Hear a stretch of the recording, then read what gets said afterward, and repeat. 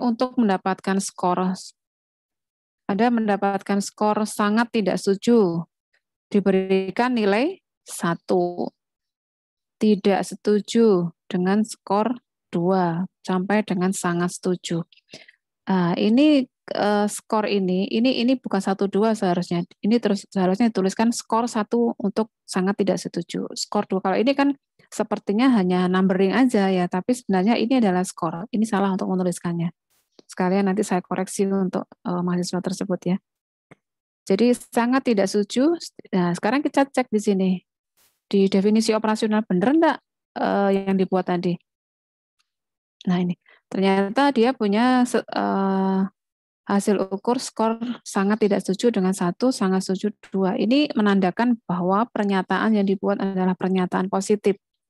Jika pernyataan itu favorable atau positif, itu yang nilai tertinggi, skor tertinggi harus adalah nilai yang baik. Pernyataannya positif, ya. Jangan kebalik, nanti skornya menjadi rendah. Ini yang menyebabkan suatu metode penelitian tidak ditolak. Salah satunya adalah analisis, di mana konsep analisis ternyata salah satunya adalah pada scoring. Scoringnya kebalik, gitu ya. Jadi yang poin 1, coping berfokus masalah, coba kita lihat kembali penjabarannya di dalam instrumen penelitian seperti apa.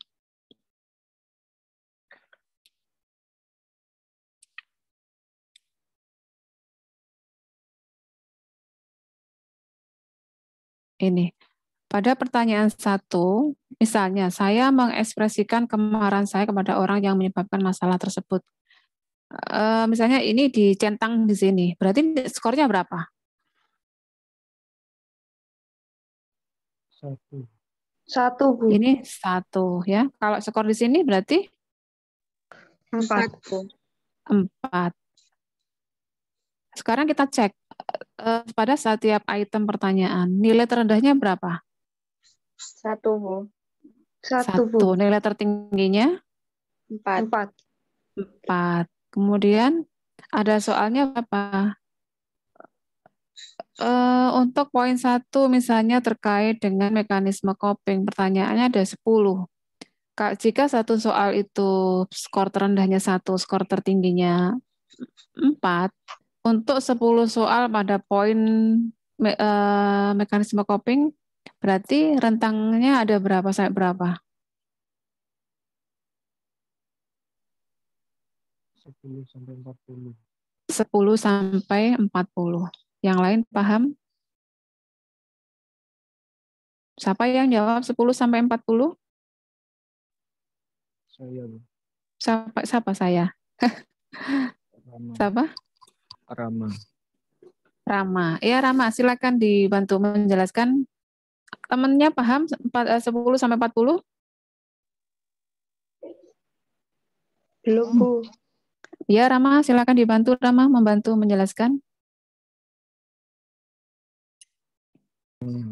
Iya, jadi untuk scoring dari setiap jawaban itu kan terdiri dari 4 tingkatan, mulai dari sangat tidak setuju, setuju, kemudian setuju, dan juga sangat setuju. Nah, itu kan nilainya dari yang terendah mulai dari 1, 2, 3, sampai dengan nilai yang tertinggi yaitu 4. Jadi kalau misalkan soalnya itu ada 10 soal, jadi rentang skornya kan berarti mulai dari yang terendah yaitu 10 sampai dengan 40.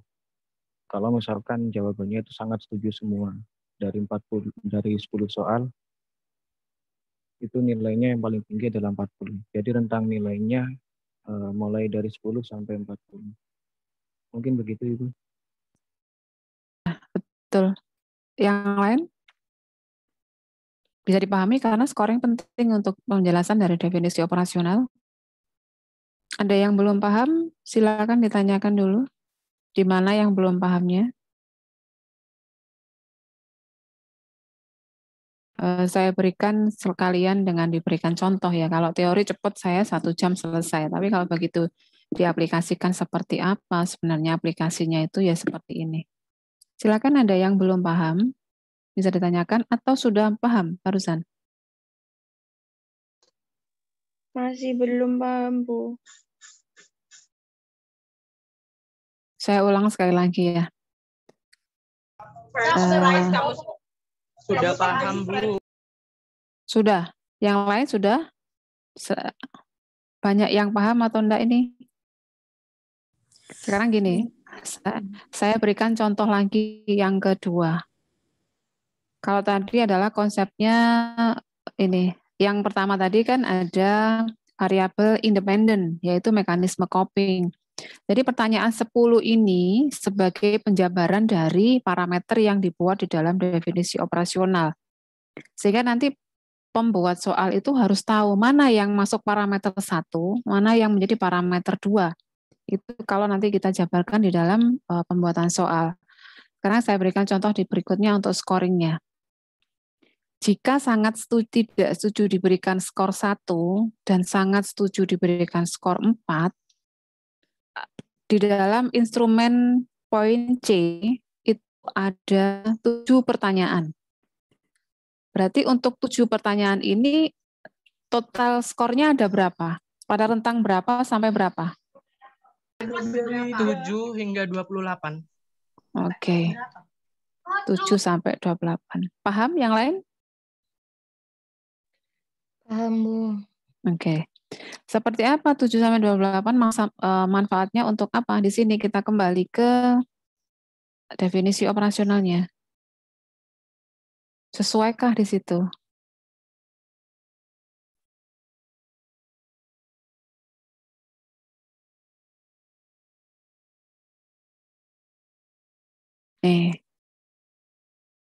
Jadi ada skor tadi berapa? 10 sampai dengan 40. 10 sampai 40 karena apa? Nilai terendahnya 1, nilai tertingginya 4, ada 10 soal. Jadi 1 kalikan 10, 4 kalikan 10. Itu rentangnya. Nah, sama peneliti itu dibagi menjadi 2 kategori, yaitu adaptif dan maladaptif. Jadi menggunakan cut point, menggunakan nilai rata-rata. Kalau misalnya dia di atas rata-rata, berarti adaptif. Kalau di bawah rata-rata, berarti maladaptif. Tapi juga jadi berarti juga ya, kalau misalnya kita punya konsep yang sudah dilakukan instrumen penelitian yang baku, itu juga harus diperhatikan cara scoringnya. Tapi kalau misalnya nggak punya cara panduan scoring yang baku, itu bisa menggunakan nilai rata-rata, nilai dari min. Rata-rata pada responden nilainya adalah sekian. Berarti rata-ratanya baik atau enggak gitu ya. Kemudian untuk yang variabel C tadi ya, untuk yang poin C, tadi ada nilai maksimalnya berapa? 7 sampai 14. Ini karena ini tadi sangat tidak setuju 1, sangat setuju 4 dengan jumlah soal ada 7. Berarti 7 kali 1 elemen 7 ini sebagai nilai terendah, 4 kalikan 7 sama dengan 28 sebagai skor tertinggi.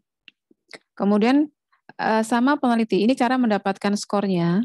Dari skor yang didapatkan itu akan dibagi menjadi 3 penilaian.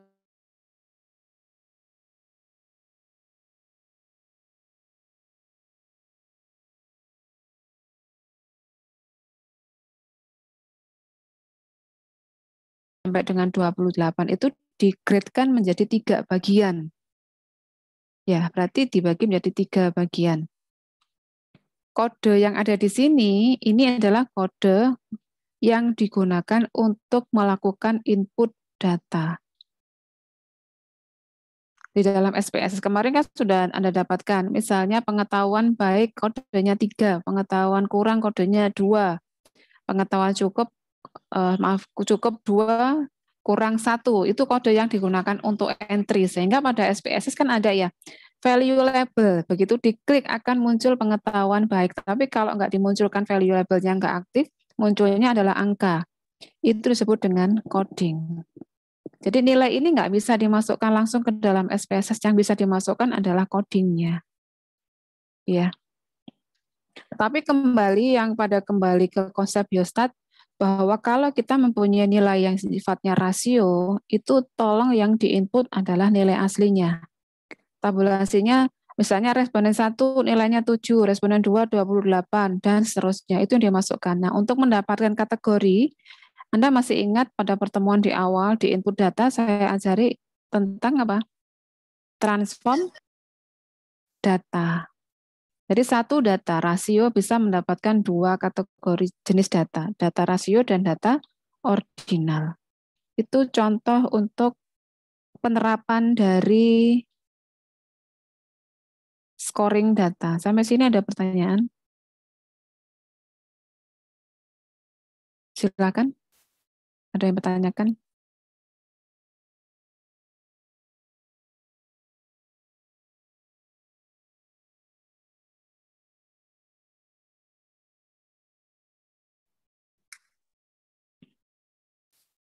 Jangan dibuat mindset sulit ya, Medpen ya. Diikuti dengan enjoy aja, sehingga nanti mudah masuknya. Tapi kalau di awal sudah kalian merasa sulit, malah tidak bisa melebu.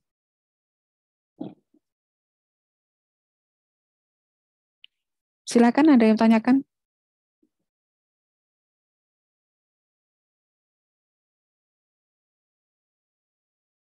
Nggak ada yang tanyakan? Kalau nggak ada, saya lanjutkan. Masih mendapat 2 ya, editing dan scoring. Jadi yang dimasukkan di dalam scoringnya ya seperti ini. Tadi variabel independennya apa, sehingga kalau yang mengoreksi tahu. Ini cocok enggak sesuai dengan instrumennya enggak. Jadi seorang penguji itu akan melihat kesesuaian variabel yang dibuat, kemudian indikator yang akan dijabarkan menjadi instrumen penelitian, kemudian apakah cocok dengan kode-kodenya juga. Jadi ada link bab 1, bab 2, sampai lampiran instrumen gitu ya. Kemudian ada coding. Nah, coding tadi sudah kita bahas sekalian. Coding itu akan diberikan jika datanya adalah skala datanya adalah jenis kualitatif. Apa itu kualitatif? Ada 4 skala data. Dari 4 itu dikategorikan menjadi 2, data kuali, data kuanti. Nah, untuk coding ini akan dikoding jika skala datanya adalah skala data kualitatif. Apa itu?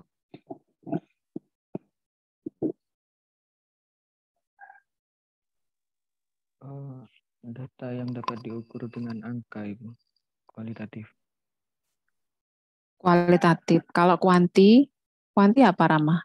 Kuanti, Bu, kebalik, maaf. Balik ya. Jadi kalau data yang kualitatif itu berarti skala datanya apa? Deskriptif, Bu. Deskriptif. Yang lain? Skala data ada berapa macam sih? Bedakan antara penelitian kualitatif, antara penelitian kualitatif kuanti dan data kuanti. Tadi Rama sudah menyampaikan kalau yang sifatnya angka itu adalah data kuanti. Berarti skala datanya apa? Interval dan rasio. Jadi untuk yang di coding ini adalah datanya yang kuali. Berarti selain interval rasio, yaitu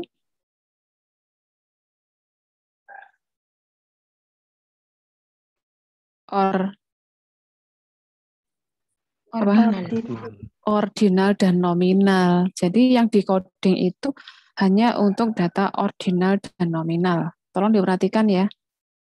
Tuh. Kemudian processing, apa sih processing? Nah, processing di sini Anda sudah pernah melakukan, yaitu melakukan input data, pengkodeannya sudah dilakukan di tahap sebelumnya itu ke dalam software. Anda mau menggunakan Excel boleh, menggunakan Stata boleh, menggunakan SPSS boleh. Itu namanya processing. Kemudian cleaning.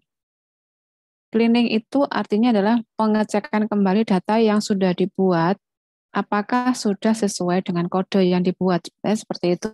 Mengetahui yang pertama adalah mengetahui missing data. Masih ingat missing data yang saya berikan di Biostat? Apa itu missing data?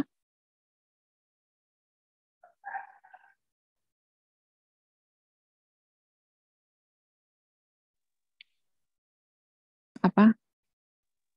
Tolong hubungkan dengan konsep di atas tadi tentang coding. Contohnya bagaimana misalnya? Silakan Nadia. Ketika kita salah menginput datanya, Bu. Oke. Jadi intinya cleaning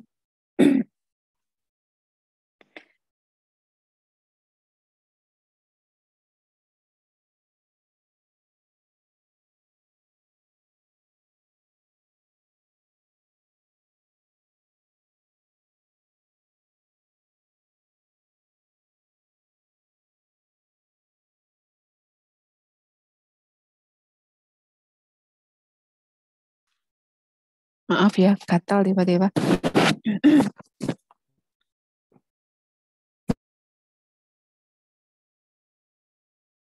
Betul tadi bahwa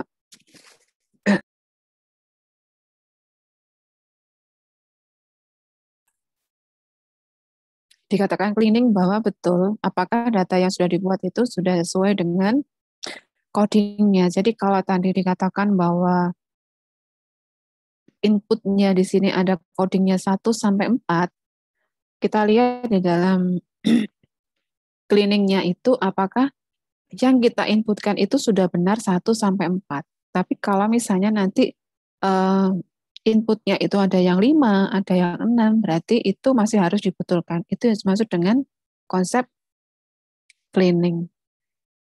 Yang berikutnya adalah mengetahui variasi data, apakah data yang di-entry sudah benar atau salah. Ini kalau teori sudah seperti ini, tapi realnya apa yang dikatakan dengan salah satunya adalah kode tadi. Kemudian mengetahui konsistensi data dengan menghubungkan dua variabel. Ini mengetahui konsistensi berarti cleaning nanti untuk yang ini digunakan untuk data yang akan dilakukan korelasi.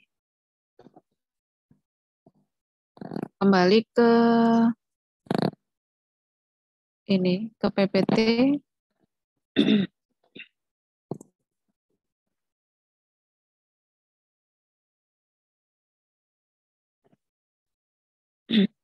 Sudah muncul di situ. Jadi untuk konsep analisis data, dilihat panduan skripsi, Anda bisa melihat di konsep tadi pengumpulan, pengolahan, dan analisis data. Sudah mendapat panduan skripsi? Mbak? Sudah, Bu. Sudah ya? Semua sudah dapat ya? Nah, berarti Sampun, penugasan Bu. nanti dibuat sesuai dengan panduan skripsi. Itu intinya rangkuman dari teori ini, slide-slide ini. Yang sudah saya berikan tadi adalah, nah ini kan teorinya ya, bisa Anda baca, tapi begitu aplikasinya seperti apa yang tadi saya berikan. Anda bisa membaca, cuman tadi saya langsung mengaplikasi slide-slide ini ke dalam konsep proposal. Jadi tadi saya sampaikan bahwa untuk coding jangan lupa, coding hanya digunakan untuk yang datanya kualitatif ya. Kalau yang datanya itu interval rasio, tahap coding bisa dilewatkan.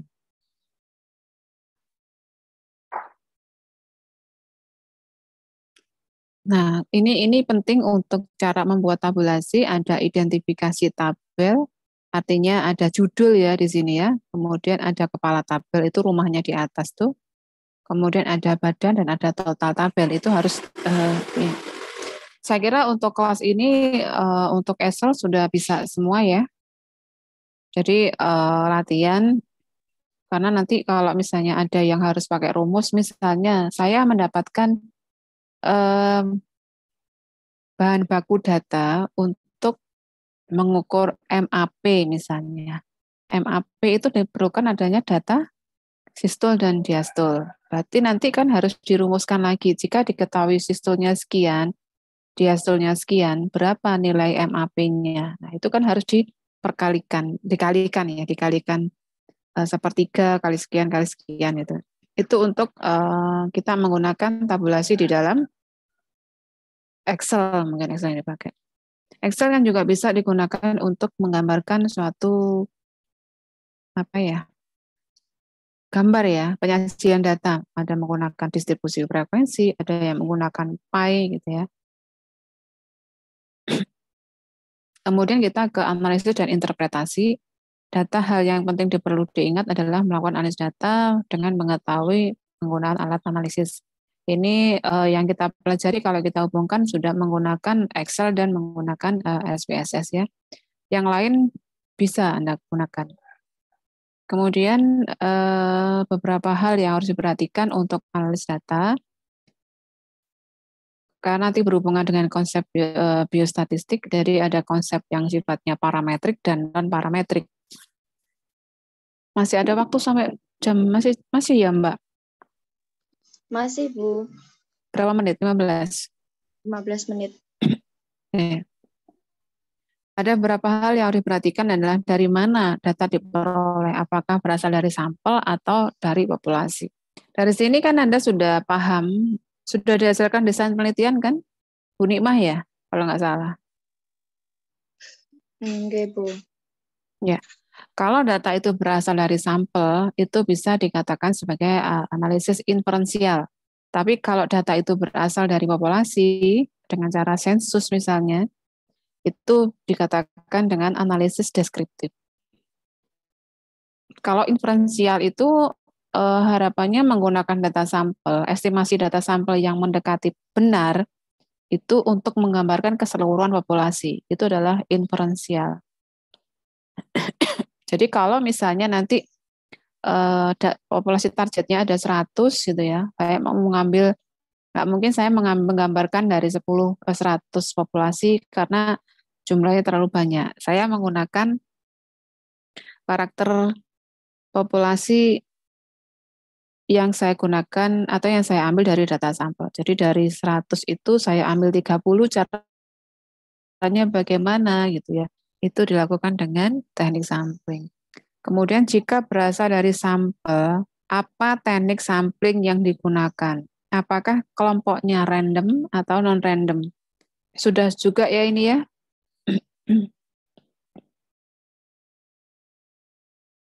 Halo, sudah apa belum? Sudah kan?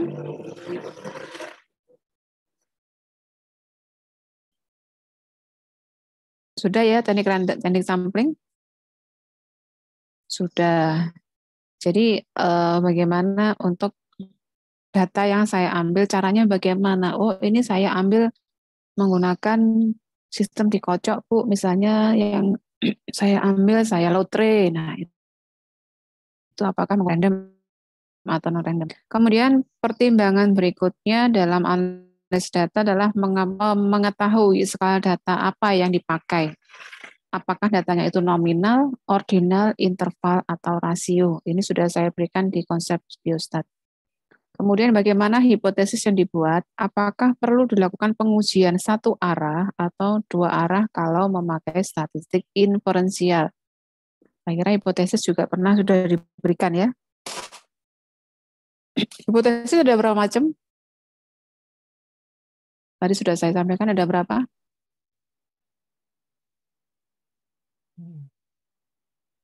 Ada dua, hipotesis korelasi dan uji beda. Nah, itu yang akan kita lakukan. Jadi sebenarnya intinya itu ada di sini, ada 4 ini. Dari mana data diperoleh, kemudian apakah sampel dan populasi, kemudian bagaimana teknik randomnya, teknik samplingnya, kemudian skala ukur yang dipakai, dan jenis hipotesis apa gitu ya. Sehingga nanti dari kesimpulan 1, 2, 3, 4 ini untuk analisis datanya akan dibagi menjadi 2, menjadi analisis data parametrik dan non-parametrik. Sampai sini ada yang ditanyakan?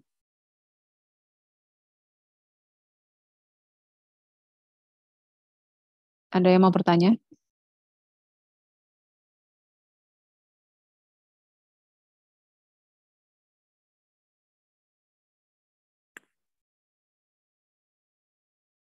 Ada yang mau ditanyakan?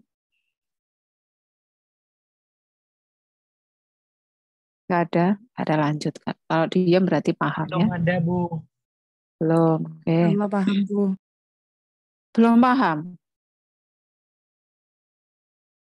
Insya Allah paham, Bu. Oke ya, alhamdulillah. Tadi untuk yang hipotesis kita menjawab ada statistik deskriptif. Ini saya kira tidak perlu saya ulang lagi karena itu sudah diberikan oleh Bu Utami ya. Metode yang digunakan untuk menyederhanakan data agar mudah dipahami. Jadi tadi saya sampaikan data yang jumlahnya ribuan tanpa diolah itu tidak bisa memberikan suatu makna. Ya, tidak mungkin kita akan menggambarkan gimana sih dari ribuan data itu kalau tidak memberikan makna. Apakah mau dibuat deskriptif, mean, median, modus, atau mau dibuat distribusi frekuensi, atau menggunakan gambar, histogram, silakan.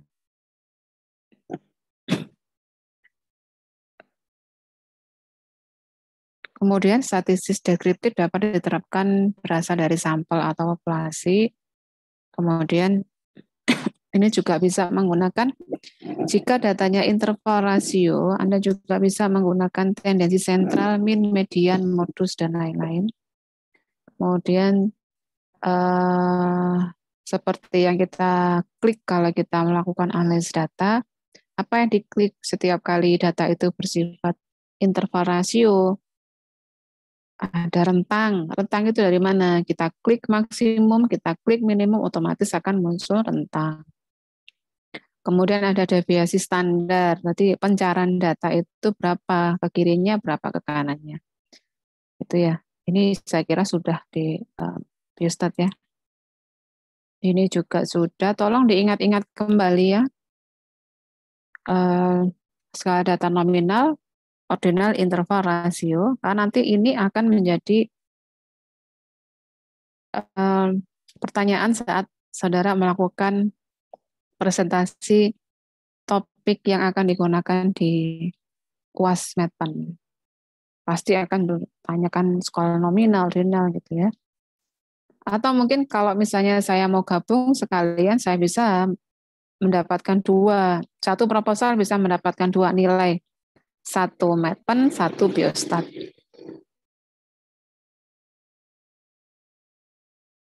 Kemudian ada statistik non-parametrik.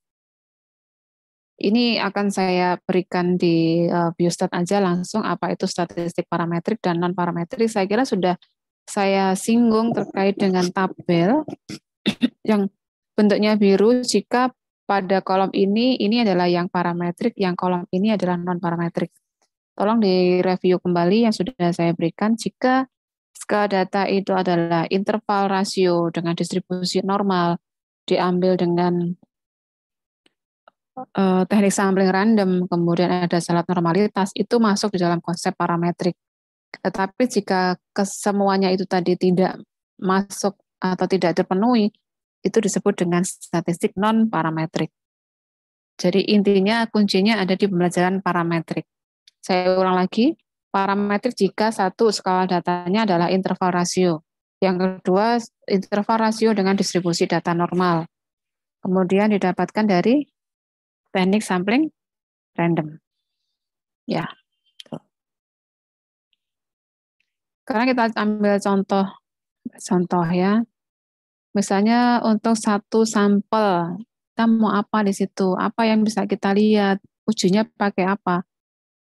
Misalnya di sini saya ambil contoh melakukan penelitian untuk meneliti sekolah gitu ya.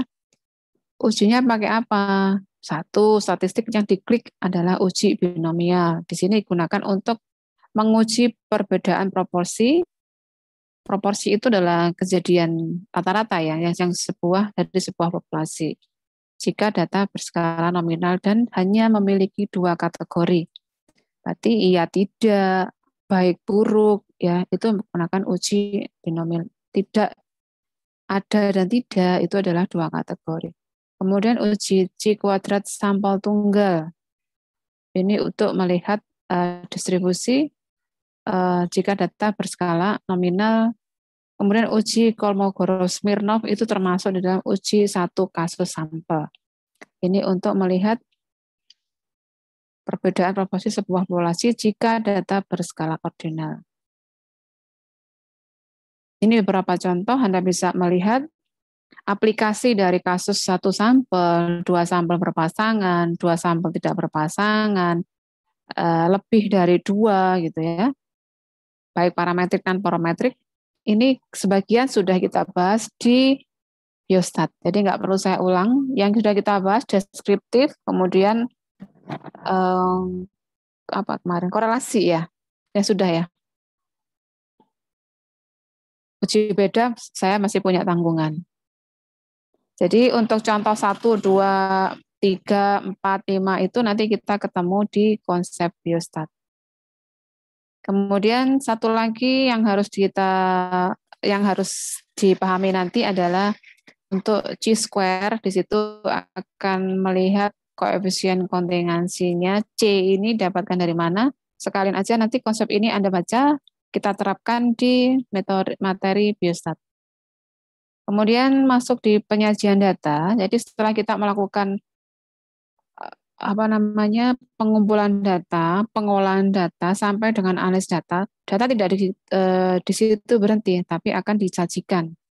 Ini loh data akhir saya, gambarnya kayak gini, hasilnya seperti ini. Itu secara visual akan nampak.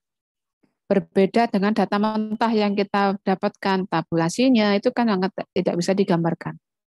Jadi penyajian data hasil penelitian dengan tabel atau daftar. Kemudian atau menggunakan diagram. Ya, silakan.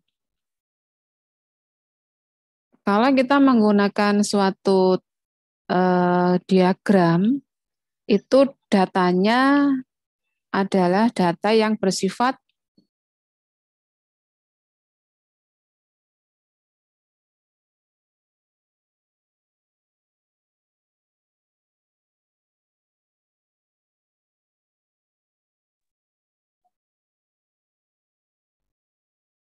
jadi kalau misalnya gambar, kita mau suatu gambar.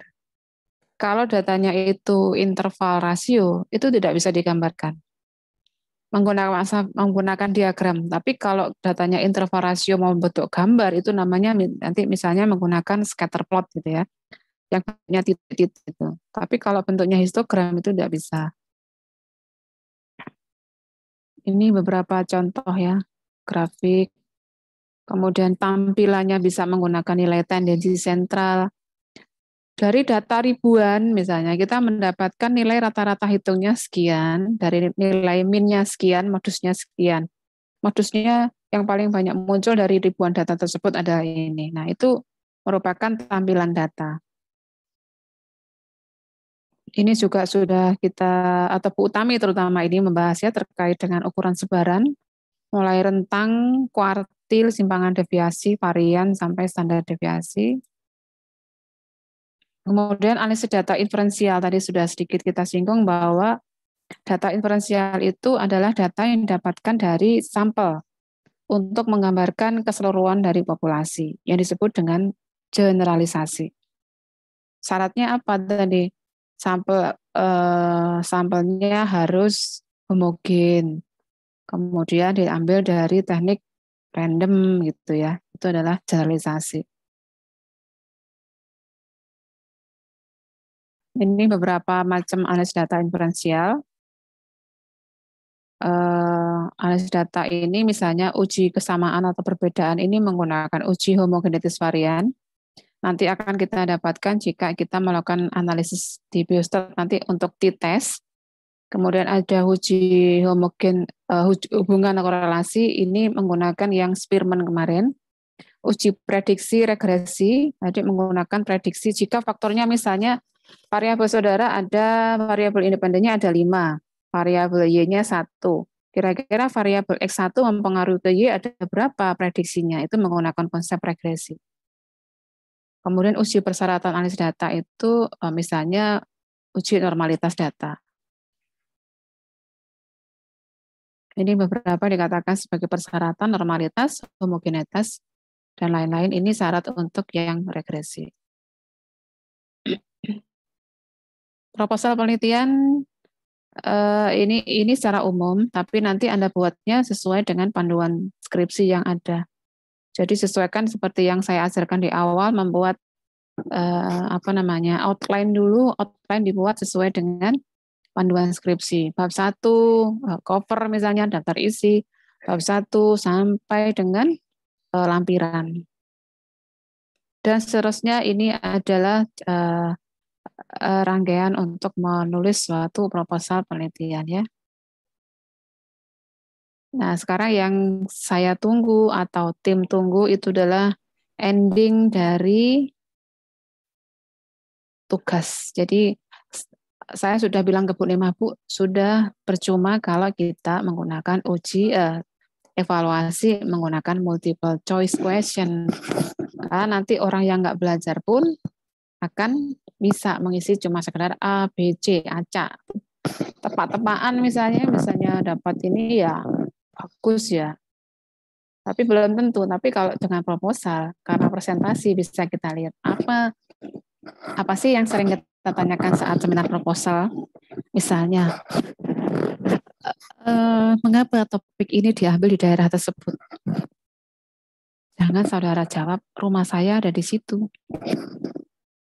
Tapi dasarnya berdasarkan data sekunder. Dinas Kesehatan, data itu banyak di daerah itu. Yang kebetulan itu dekat rumahmu, misalnya begitu ya.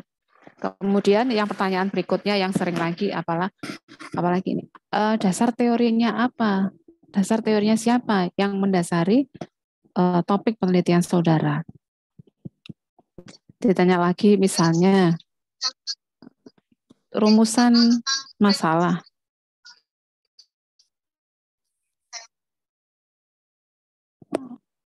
Ada yang ikut kuliahnya Budian ini kayaknya ya. Itu ya. Itu beberapa pertanyaan-pertanyaan penelitian yang penting nanti adalah di dalam konsep Medpen itu Anda belajar nggak harus sempurna ya, karena sempurnanya nggak harus Anda boleh gampangannya Bu, saya mau nyontoh lah ya, tapi asalkan nyontoh itu dipahami. Saya belum sempat buat Bu, tapi saya pinjam punyanya siapa. Itu pun boleh sebenarnya, tapi lebih baik itu punyanya sendiri. Yang kita lihat adalah pemahaman saudara dari yang saudara kumpulkan. Nggak mungkin Bu membuat latar belakang terkesan banyak ini misalnya sulit gitu ya. Bolehlah latar belakang yang ada, tapi Anda harus tahu apa yang menjadi dasar dalam penulisan latar belakang. Oh, ada masalah, ada skala masalah, ada kronologisnya, ada solusinya. Sekarang tunjukkan mana yang menjadi masalah. Itu nanti kan, apa latar belakang saudara mengambil masalah ini. Tuh. Kemudian pada metode penelitian misalnya kayak tadi, Anda boleh punya ngambil tadi, tapi bisa menjelaskan. Jadi sebenarnya tidak sulit untuk ujian, hanya untuk responsinya yang mungkin agak sulit. Kalau laporannya kan bisa gampang aja, kalian ngambil dari internet banyak. Tapi untuk responsinya itu yang mungkin agak sulit, karena mau tidak mau harus belajar. Itu ya. Bisa kan membuat proposalnya? Buat aja, tadi saya sampaikan, buat sendiri boleh, ngambil sendiri, asalkan proposal yang kalian buat sudah digarisbawahi. Yang kira-kira menjadi pertanyaan itu harus dijawab. Izin bertanya. Silakan. Bu, itu kan di tugas biostat kan tadi di instruksinya yang Ibu tuliskan di tadi itu kan mengerjakan biostat mulai dari yang topik pertama, lalu uji normalitas. Medpen biostat, Medpen kan? Medpen. Oke. Bu, saya tanyakan dua-duanya, Bu. Tidak apa-apa. Tidak apa-apa. Jadi yang pertama saya mau tanyanya tentang biostat, Bu. Itu kan biostat kan kita harus mengerjakan mulai dari topik pertama, SPSS pertama, terus uji normalitas, homogenitas, validitas, sampai selanjutnya Ibu kan pernah menyampaikan kalau misalkan di tiap pertemuan itu anak-anak wajib menulis yang sudah Ibu taruh di study. Nah, untuk anak-anak itu bingung, Bu, karena kita di Medpen belum sampai pada tahap mengumpulkan data, Bu. Jadi untuk mengerjakan SPSS kita masih nggak punya data sama sekali, Bu. Jadi kita di Medpen itu hanya mengerjakan yang Bu Nikmah itu, Bu. sampai bab 3, variabel kalau nggak salah, Bu. Oke. Nah, terus Bu Nikma itu mau ngisi masih ini, Bu, masih ada kendala juga. Jadi kita bingung gitu loh, Bu. Datanya Bingung. dari mana? Datanya dibuat fiktif aja. Tapi kalau misalnya Anda pengen mendapatkan data dengan menerapkan, ya kayak tadi, Anda kan membuat suatu, karena biostat sama meten itu sebenarnya kan bisa digabung. Kita mengerjakan satu, bisa mendapatkan 2 nilai gitu ya. Misalnya variabel saya mau melihat begini, indeks kesegaran jasmani misalnya ya, itu sebagai variabel dependennya. Variabel independennya misalnya faktor frekuensi latihan fisik misalnya. Berarti frekuensi latihan fisik dihubungkan dengan indeks kesegaran jasmani. Ini spontan aja. Biasanya saya cari judul juga sulit. Nah, ini bisa juga kalian teliti ya. Variabel independennya adalah frekuensi. Jadi kita tanyakan dengan rutinitas olahraga ringan dalam 1 minggu Anda melakukan berapa kali. Sehingga responden nanti bisa menjabarkan 1 kali, 2 kali, 3 kali, dan seterusnya. Gitu ya. Kemudian indeks kesegaran jasmaninya diukur melalui apa? Definisi indeks kesegaran jasmani diukur dari misalnya tekanan darah misalnya. Stabilitas tekanan darah itu kan sesuai dengan teori kan, bisa kan EKG dilihat dari situ. Nah, berarti variabel yang diinputkan ya frekuensi tadi pertanyaan dengan tekanan darah seseorang. Tekanan darah yang digunakan yang mana? Karena untuk tekanan darah itu kan nggak bisa kita melakukan input data tensi sistol diastol. Di dalam definisi operasional dituliskan bahwa indeks kesegaran jasmani diukur melalui hasil pemeriksaan sistol. Itu adalah definisi operasionalnya. Jadi yang diinput adalah sistolnya saja. Paham? Nah, itu sudah mendapatkan data. Tadi dari mana bingung datanya?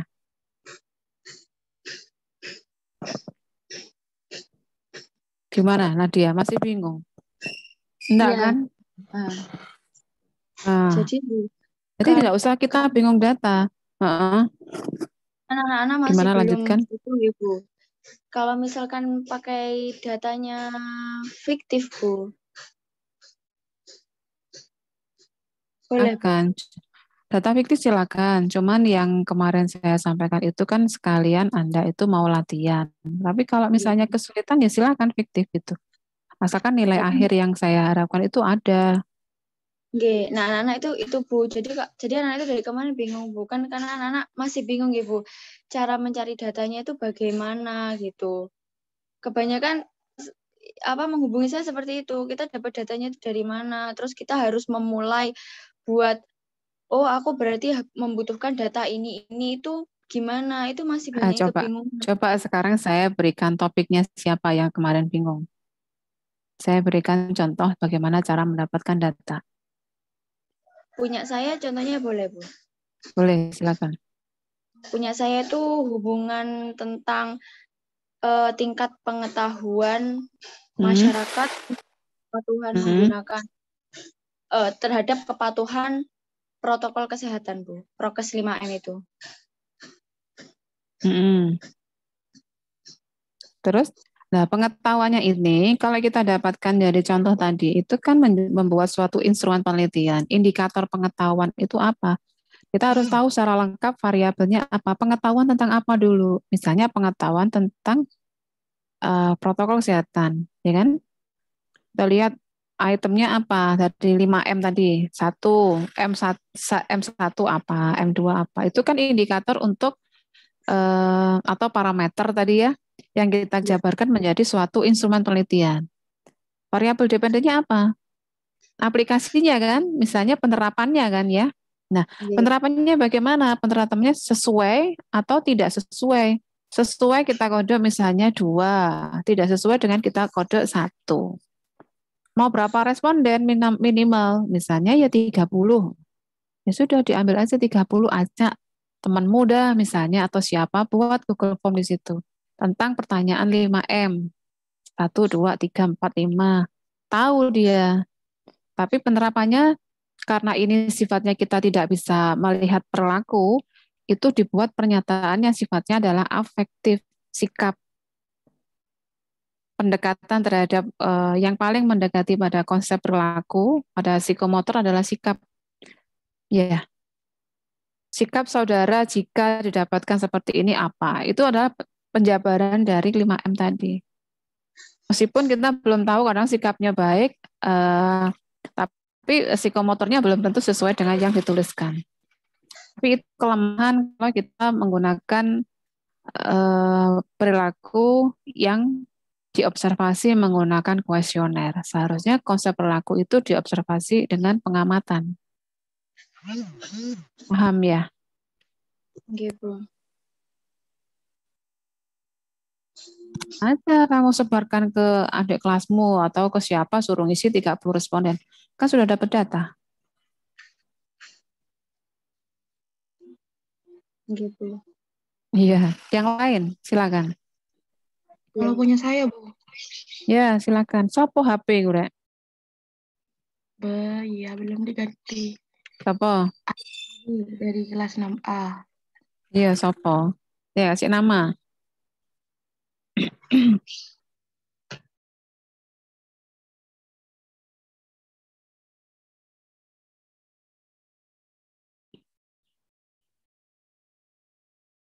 Ya, sambil jalan silakan, Mbak HP.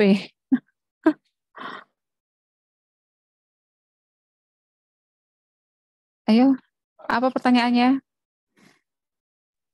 Kalau punya saya, Bu, punya saya Ya. judul efektivitas jus mengkudu pada lansia terhadap penurunan tekanan darah pada penderita hipertensi. Itu nanti kamu ajukan ya sebagai topik. Pasti ditolak itu nanti. Kenapa gitu, Bu? Ya, konsepku untuk melakukan jus mengkudu itu konsep di apa namanya? Pertama adalah dari SOP-nya. Dari mana SOP-nya itu? Ya apa cara nggawe jus berapa kadarnya, kandungan ininya berapa? Itu apakah itu konsep di keperawatan? Pertama. Jadi usahakan yang kamu ambil itu adalah yang konsepnya itu di keperawatan. Itu punyanya siapa? Oke lah, ini saya belajar entrepreneur, Bu. Nah, tapi yang dibuat untuk membuat jus ini standarnya dari mana dulu? Itu punya kakak kelasmu kemarin waktu ujian etik itu di Bredel di situ. Treatment. Apalagi ini kalau misalnya kamu nanti menentukan jus mengkudu di publikasi sekian, padahal itu belum dilakukan uji klinis, itu nggak boleh. Jadi kalau bisa, konsep keperawatan itu banyak sekali, ya konsep perawatan itu banyak sekali. Replikasi minimal dari penelitian sebelumnya itu juga boleh.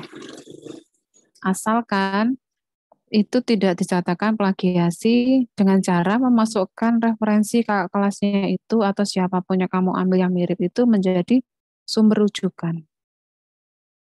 Jadi kalau saya boleh memberikan topik penelitian, kalau bisa ambil aja topik yang keperawatan. Itu ya, siapa tadi ya? Nurul ya? Gitu. Ganti kalau itu mau dilanjutkan menjadi topik penelitian, kalau bisa saran saya diganti. Ya, satu lagi, silakan ada yang mau ditanyakan. Bu, Kendala-kendala kesulitan. Ya, silakan Dinda. mau tanya tentang judul juga, Bu, boleh, Bu? Ya. Judulnya saya itu tentang pola asuh permisif orang tua yang berhubungan dengan emosional anak usia prasekolah 4-6 tahun pada masa pandemi COVID-19, Bu. Itu untuk datanya itu kalau misalnya pakai data yang buat untuk biostatis itu bagaimana gitu? Sama seperti Nadia tadi sebenarnya, kamu ambil aja. Berarti kalau pola asuh permisif ini, kamu sudah menentukan bahwa yang subjeknya yang diambil itu pasti permisif ya. Berarti di sini ada screening terhadap populasi. Berarti untuk pola asuh, kamu cek dulu dari misalnya 100 orang, caranya mendapatkannya begini. Dari 100 orang, kamu berikan instrumen misalnya. Baru yang nilainya dari 100 orang itu sebagai permisif, itulah yang akan digunakan sebagai sampel. Berarti itu caranya begitu. Itu disebut dengan screening populasi. Tapi kan seringkali biasanya yang dituliskan bukan pola permisif, tapi pola asuh saja. Sehingga nanti jawabannya ada 3. Ada apa namanya itu permisif, ada yang protektif, satunya apa itu lupa saya itu pola asuh itu ya. Otoriter. Nah, berarti jawabannya 3. Tapi kan punyamu sudah ditentukan permisifnya dulu sebagai variabel independennya. Berarti harus mencari dulu yang permisif baru diambil sebagai